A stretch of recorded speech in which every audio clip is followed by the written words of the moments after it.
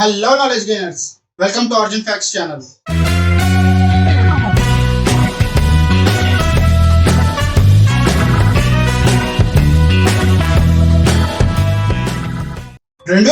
సంవత్సరంన అంటార్క్టికాలోని ఒక పర్వతం పైన ఇలా కనపడింది. గూగుల్ ఎర్త్ లో ఎక్స్ప్లోర్ చేస్తున్నప్పుడు ఒక మనిషి పర్వతం పైన ఉన్న ఒక హోల్ ని కనిపెట్టాడు. ఈ హోల్ ని చూస్తుంటే ఒక సీక్రెట్ బేస్ లాగా ఉంది. కానీ ఏ మనిషి ఒక పర్వతం పైన ఇలా హోల్ చేయలేడు. ఇంకా మనం అంటార్క్టికాని పూర్తిగా ఎక్స్ప్లోర్ చేయలేదు. ఏ మనిషి అయినా అంటార్క్టికాకి ఎలా చేరుకున్నాడనేది ఒక అంచనా కూడా వేయలేము. కొంతమంది యూఎఫాలజిస్టులు అంటుంది ఏంటంటే ఇది ఏలియన్స్ కి ఒక సీక్రెట్ బేస్ లాగా అనిపిస్తుంది అని అంటున్నారు. ఒకవేళ మీరు ఈ ఎంట్రన్స్ ని సరిగ్గా చూస్తే స్పేస్ నుంచి ఒక యూఎఫ్ఓ డైరెక్ట్ గా ఈ హోల్ లోకి వెళ్ళడానికి డిజైన్ చేసినట్టుగా ఉంటుంది. మీరు గూగుల్ ఎర్త్ లో 66 degrees 16 minutes 24 seconds south, 100 degrees 59 minutes 4 seconds east ఇవి సెర్చ్ చేసి చూస్తే ఈ లొకేషన్ మీకు అంటార్క్టికా నార్థన్ పార్ట్ కి తీసుకువెళ్తుంది. ఈ ప్లేస్ లో మంచు కొండల మధ్యలో ఒక డార్క్ కలర్ డిస్క్ లాగా కనిపిస్తుంది. 10th October 2020 మిస్టర్ MBB333 అనే యూట్యూబ్ ఛానల్ ఒక వీడియోని పబ్లిష్ చేసింది. ఈ వీడియోని చూసాక ఇది ఒక ఏలియన్ డిస్క్ లాగా కనిపిస్తుంది. 60 feet వెడల్పుతో ఉండి ఉండొచ్చని అంచనా. ఇప్పుడు ఇంకొంచెం దగ్గరగా చూస్తే మనకు అనిపించేది ఏంటంటే సగం డిస్క్ మంచులో కూరుకుపోయి బయటికి సగం డిస్క్ మాత్రమే కనిపిస్తున్నట్టు ఉంది. కొంచెం కిందకి చూస్తే ఆ డిస్క్ కి సంబంధించిన షాడో కూడా కనిపిస్తుంది. ఇదేమైనా ఏలియన్ కి సంబంధించిన యూఎఫ్ఓనా? పాస్ట్ లో అంటార్క్టికా కాంటినెంట్ లో క్రాష్ అయిందా? ఇలాగే గూగుల్ ఎర్త్ లో 54 degrees 39 minutes 44.62 seconds south, 36 degrees 11 minutes 42.47 seconds west ఈ కోఆర్డినేట్ ని సెర్చ్ చేస్తే ఇది మనల్ని సౌత్ జార్జియాలో ఉన్న అంటార్క్టికాకి తీసుకెళ్తుంది. ఈ ఐలాండ్ షేప్ ఒక స్నేక్ లాగా ఉంటుంది. కానీ ఈ ఐలాండ్ కి ఇదేమి స్పెషల్ ఫీచర్ కాదు. ఒకసారి ఈ ఇమేజ్ ని చూడండి. 2018లో ఇది కనపడింది. ఇప్పుడు పాసిబుల్ విషయం ఏంటంటే గూగుల్ ఎర్త్ లో సెర్చ్ చేసినప్పుడు స్నోలో ఉన్న ఐలాండ్ కనబడుతుంది. ఎందుకంటే అంటార్క్టికాలో కొంచెం స్నోఫాల్ కూడా ఉంటుంది. ఇక్కడ స్నోలో ఒక దారిలా చూస్తున్నాం. ఏదో ఒక వస్తువు స్లైడ్ అయ్యి ముందుకు వెళ్ళినట్టు కనిపిస్తుంది. ఇంట్రెస్టింగ్ విషయం ఏంటంటే ఈ కనిపించిన దారి ఒక స్ట్రైట్ లైన్ లా ఉంది. ఆ దారి ఎండింగ్ లో మంచులో ఒక వింతైన స్ట్రక్చర్ కనిపిస్తుంది. కొంతమంది సైంటిస్టులు ఇది ఒక యూఎఫ్ఓ క్రాఫ్ట్ మార్క్స్ అని అంటున్నారు. ఒకసారి నాసా వెబ్సైట్ లో ఇమేజ్ ని చూడండి. ఇది 2017లో కనిపెట్టిన మిస్టీరియస్ ఆబ్జెక్ట్ ఔముఆముఆ. మీకు ఈ 2 ఇమేజెస్ లో ఉన్న షేప్స్ సిమిలర్ గా కనిపిస్తున్నట్టు అనిపించట్లేదు? ఇన్ఫాక్ట్ యూఎఫ్ఓ మీద నమ్మకం ఉండే వాళ్ళు ఔముఆముఆ అని ఒక ఏలియన్ క్రాఫ్ట్ అని కూడా అనుకుంటారు. ఇలా ఎందుకంటే ఔముఆముఆ అని ఫస్ట్ ఒక ఆస్ట్రాయిడ్ అనుకున్నారు. దాని షేప్, ట్రాజెక్టరీ, స్పీడ్ చాలా యూనిక్ గా ఉండేవి. తర్వాత నాసా ఈ గుర్తు తెలియని ఆబ్జెక్ట్ ని ఇంటర్స్టెల్లార్ ఆబ్జెక్ట్ అని క్లాసిఫై చేసింది. అంటే అఫీషియల్ గా ఈ ఆబ్జెక్ట్ మన సోలార్ సిస్టమ్ ది కాదు. ఒకసారి మౌంటైన్స్ లో ఈ ఏరియాని చూస్తే ఇక్కడ ఉన్న స్నోలో కూడా కొన్ని గుర్తులు కనిపిస్తాయి. భూమి మీద ఔముఆముఆ క్రాష్ ల్యాండ్ అయినట్టు ప్రూఫ్స్ కూడా ఉన్నాయా? 19th October 2017 ఈ ఆబ్జెక్ట్ సన్ నుంచి దూరంగా వెళ్తున్నట్టు కనిపెట్టారు. మొదటిసారి చూసినప్పుడు భూమి నుంచి 3.3 కోట్ల దూరంలో ఉంది. సైంటిస్టులకు ఉన్న అనుమానం ఏంటంటే ఔముఆముఆ ఆ రోజు కంటే 40 రోజుల ముందు అంటే 9th September 2017 సూర్యుడికి చాలా దగ్గరగా వెళ్ళి ఉండొచ్చు అని అనుకున్నారు. ఇక్కడ ఒక పాయింట్ ఏంటంటే సూర్యుడి దగ్గర నుంచి వెళ్తున్నప్పుడు ఎవరూ దీన్ని అబ్జర్వ్ చేయలేదు. కేవలం వెళ్తున్నప్పుడు మాత్రమే చూశారు, అది కూడా భూమికి దగ్గరగా వచ్చినప్పుడు. అయితే ఇలా కూడా జరిగి ఉండొచ్చు. అసలు సూర్యుడి దగ్గరికే వెళ్ళపోయి ఉండొచ్చు, అంటార్క్టికా నుంచి టేక్ ఆఫ్ అయి ఉండొచ్చు. ఈ క్వశ్చన్ చాలా కాంప్లెక్స్. ఈ క్వశ్చన్ కి ఆన్సర్ ఎవరి దగ్గర లేదు. ఆగస్ట్ 1946 వరల్డ్ వార్ 2 గెలిచాక అమెరికా అంటార్క్టికాకి ఒక ఎక్స్పెడిషన్ పంపించింది. ఇది ఇప్పటి వరకు పంపించిన దానికంటే చాలా పెద్ద ఎక్స్పెడిషన్. ఆ టైంలో అంటార్క్టికాకి 13 air crafts, 23 ships, 4700 military persons ని అంటార్క్టికాకి పంపించింది. వీళ్ళకి లీడర్షిప్ చేసింది అడ్మిరల్ రిచర్డ్ బయర్డ్. ఇతన్ని అమెరికన్ హిస్టరీలో గొప్ప ఏవియేటర్ మరియు పోలార్ ఎక్స్ప్లోరర్ అని గుర్తు చేసుకుంటూ ఉంటారు. ఈ ఎక్స్పెడిషన్ కి ఆపరేషన్ హై జంప్ అని పేరు పెట్టారు.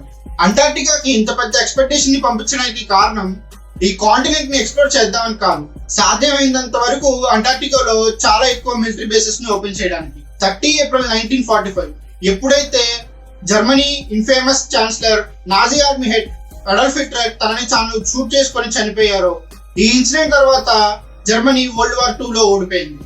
కానీ హిట్లర్ డెత్ చాలా కాంట్రవర్షియల్ అనుకున్నారు. దీనికన్నా ముందు చాలా సార్లు హిట్లర్ చనిపోయినట్టు న్యూస్ వచ్చింది. కానీ తర్వాత తెలిసింది ఏంటంటే ఆ టైంలో చనిపోయింది హిట్లర్ డూప్లికేట్.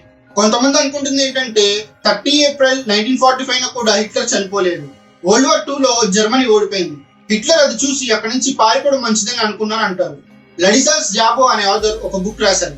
ఆ బుక్ నేమ్ ఏంటంటే Antarctica exploration, Hitlers escape to south America and secret bases in Antarctica. ఈ బుక్ ఆధారంగా అంటార్క్టికాలో న్యూ బెర్జిస్కెడెన్ అనే పేరుతో ఒక సీక్రెట్ బేస్ ఉండేది. ఇది 1938-39 టైంలో నిర్మించారు. ఇప్పుడు ఈ బుక్ లో ఉన్నది చూస్తే ఆ రోజు హిట్లర్ జర్మనీ నుంచి పారిపోయి అంటార్క్టికాకి వచ్చారు. అమెరికా ఆపరేషన్ హైజంప్ కూడా హిట్లర్ కి సంబంధించిన ఈ సీక్రెట్ బేస్ వెతకడానికి స్టార్ట్ చేశారు. కానీ ఎప్పుడైతే అడ్మిరల్ బయట్ అంటార్క్టికా పైనుంచి ఎయిర్ క్రాఫ్ట్ ని ఫ్లై చేస్తూ సౌత్ పోల్ వైపు వెళ్ళినప్పుడు అతను ఒకటి చూశాడు. అది నమ్మడానికి కూడా ఇంపాసిబుల్ అయిన విషయం. అడ్మిరల్ రిచర్డ్ బయట్ చనిపోయాక తన కొడుకుకి బయట్ సీక్రెట్ డైరీ దొరికింది. ఆ డైరీలో బయట్ అంటార్క్టికాకి సంబంధించిన కొన్ని అన్అఫిషియల్ ఎక్స్పీరియన్సెస్ ని రాశారు. అడ్మిరల్ బయట్ రాసింది ఏంటంటే అంటార్క్టికా సౌత్ పోల్ దగ్గర ఒక హోల్ ఉంది. ఆ హోల్ లోపలికి వెళ్తే భూమి మధ్యలోకి వెళ్ళడానికి దారి ఉందని రాశారు. తన ఎయిర్ క్రాఫ్ట్ లో కూర్చొని ఆ హోల్ లోపలికి వెళ్ళినప్పుడు తనకి అన్బిలీవబుల్ ప్లేస్ ఒకటి కనపడింది. ఆ హోల్ లోపలికి వెళ్తే అన్ని వైపులా గ్రీన్ గా ఉంది, ఇంకా ట్రీస్ కూడా ఉన్నాయి. ఇంకొంచెం ముందుకు వెళ్తే అతనికి ఒక సిటీ కనపడింది. ఆ సిటీ క్రిస్టల్ తో చేసినట్టు ఉంది. అడ్మిరల్ బయట్ తన డైరీలో ఈ విషయం కూడా రాశారు. ఆ సిటీలో ఒక పర్సన్ ని కలిశానని తన పేరు మాస్టర్ అనే పేరుతో రాశారు. మాస్టర్ బయట్ కి చెప్పింది ఏంటంటే ఇక్కడ ప్రజలు భూమి మీద జరిగే న్యూక్లియర్ వెపన్స్ దాడి వల్ల చాలా బాధపడుతున్నారు. ఆ టైంలో హిరోషిమా నాగసాకి మీద జరిగింది చాలా భయంకరమైనది. మనుషులు ఇలాంటివి చేయడం ఆపేయాలి. ఇప్పుడు మనం గుజరాత్ ప్రభాస్ పట్టణంలో ఉన్న సోమనాథ్ మందిర్ గురించి చూద్దాం. ఈ టెంపుల్ శివుడి యొక్క 12 జ్యోతిర్లింగాల్లో ఒకటి.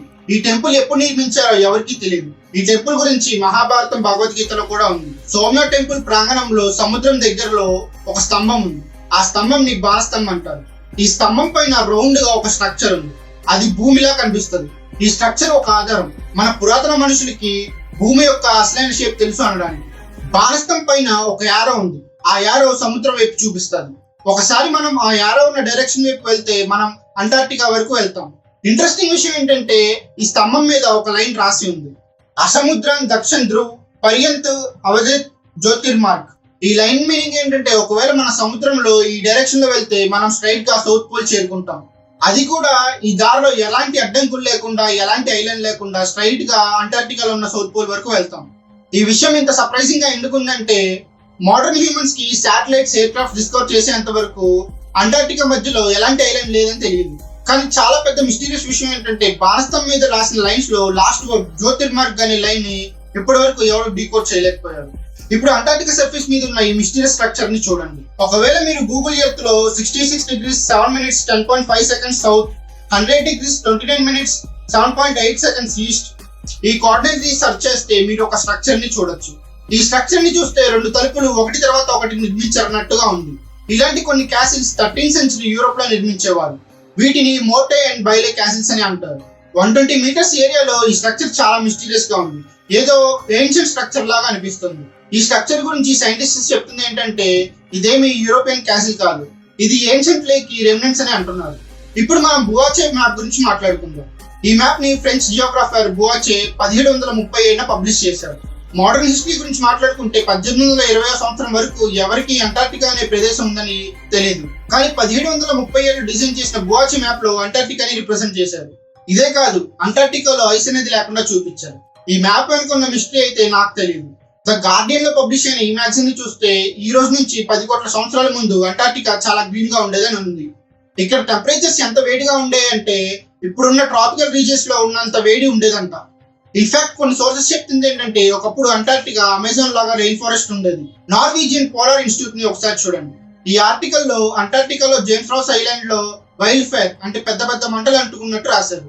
అక్టోబర్ 2021 బ్రెజిల్ లో ఒక రీసెర్చ్ టీమ్ కి అంటార్క్టికాలో జేమ్స్ రాస్ ఐలాండ్ లో 7.5 మిలియన్ ఇయర్స్ క్రితం చార్కోల్ పీస్ దొరికింది. పాస్ట్ లో ఎప్పుడో ఈ అంటార్క్టికాలో దట్టమైన అడవి ఉండేది అనడానికి. వైల్డ్ ఫైర్స్ కూడా అంటుకొని ఉండొచ్చు. జాన్ ఫిలిప్స్ క్లేక్స్ జర్మనీకి చెందిన ఫేమస్ మెరైన్ జియాలజిస్ట్. అతను చెప్పింది ఏంటంటే ఒకానొక సమయంలో అంటార్క్టికాలో కేవలం చెట్లు మాత్రమే ఉండేవి కాదు. కానీ మనం అంటార్క్టికాలో ఐస్ లోపలికి డీప్ గా వెళ్ళి చూస్తే మేబీ మనకి డైనోసార్ స్కెలిటన్స్ దొరికే అవకాశం కూడా ఉంది. అంటార్క్టికాలో బ్రేక్ అవుతున్న ఐస్ వల్ల మన క్లైమేట్ ఏదో చేంజ్ అవుతుంది. కానీ ఇదంతా మనుషుల ముందు చాలా ఎవిడెన్సెస్ ఉన్నాయి. ఇవన్నీ బయటికి వస్తే మేబీ మన హిస్టరీని చేంజ్ చేయొచ్చు. మీకేమనిపిస్తుంది? అంటార్క్టికా కింద మనకి ఏం దొరకచ్చు అనేది మీ క్రియేటివ్ మైండ్స్ తో కామెంట్స్ రూపంలో తెలపండి. ఐ హోప్ మీకు ఈ వీడియో నచ్చింది అనుకుంటున్నాను. ఈ వీడియో కనుక మీకు నచ్చినట్టయితే లైక్ చేసి షేర్ చేయండి. అలాగే మీ ఒపీనియన్ కామెంట్ రూపంలో తెలపండి. మా ఛానల్కి ఎవరైనా కొత్తగా వచ్చినట్టయితే మరిన్ని ఇంట్రెస్టింగ్ వీడియోస్ కోసం ఛానల్ని సబ్స్క్రైబ్ చేసుకొని బెల్ సింబల్ని యాక్టివేట్ చేసుకోండి. అలాగే మన ఛానల్కి సంబంధించిన సోషల్ మీడియా లింక్స్ డిస్క్రిప్షన్లో ఇచ్చాను. దయచేసి ఫాలో అవుతారని ఆశిస్తున్నాను. Thank you. జై హింద్.